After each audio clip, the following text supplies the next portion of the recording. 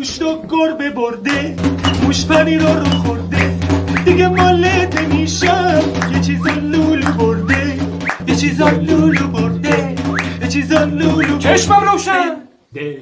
سه برادر خداوردی چیه؟ ما خودمون بیزوی هند کیوی زاده داریم. آقای ناظم ساکت شو. معلم ریاضیتون نیومده. آروم و بی سر و صدا. بشینید الان معلم پرورشیتون میاد سر کلاس. فرش پرزام کیوه.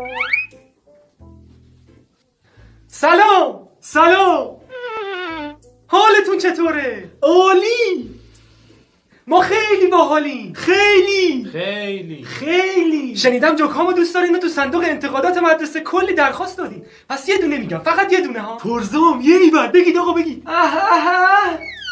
چندش. طرف میره دکتر که اونو میبینه صورتشو که میبینه میگه آقا جون چی کار کردی؟ چرا صورتتو آشولاش کردی؟ بیمار در جواب میگه هیچی آقای دکتر، داشتم اتو میکردم، تلفن زنگ زد، برداشتم. دکتر فکر کرده تلفن اشتباهی برداشته. آیسکریم. خب بچه ها کی میخواد تو گروه سرود مدرسه باشه؟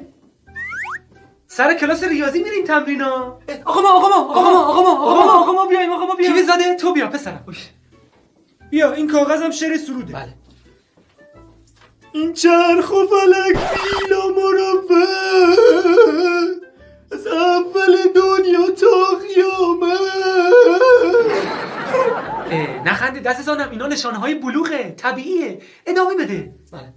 عشقم کشیده اینجوری باشم، خوبه که آدم حالا عرق کشمش کرم کرده، از زبون نازو از گوش کرم کرده. کافی پسرم کافی. شما کاپی میکنین، ما کاپی نمیخوایم که. بفرما بشین. آقا کی آماده میشه این سرود هیجان انگیز؟ اولا خدا عمر بده بتونم آمادهش کنم. دوما الان آماده است. پرزام یه بار. بله. کجا رو نگاه میکنی جنده؟ آقا مدرسه دخترانه تعطیل شده. دروغ میگه آقا، از وقتی عکس دخترها از رو کتاب ریاضیمون حذف شده دیگه ما هیچ تصوری از جنس مخالف نداریم. خب من چی میگفتم الان؟ من صدای شما رو نشنیدم آقای معلم. پس شما چجوری میشنوی من چی میگم؟ نه الان نشنیدم.